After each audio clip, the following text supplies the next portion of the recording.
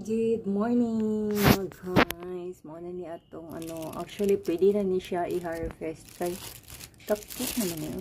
No, pahinog na magani pero gamay siya, pero thank you Lord pa rin kay anong man.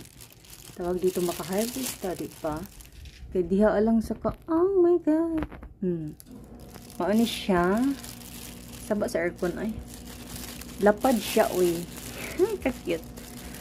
Oh, inga na siya kadako no.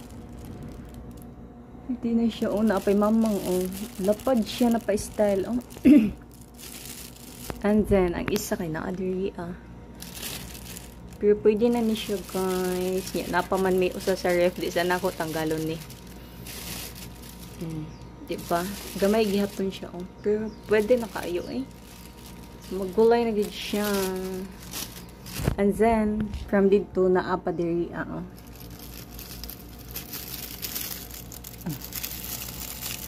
diba upat rak bukbong nga napay usa dere Naku ay napud ni ba makagulay gyapon daw ay so maaratong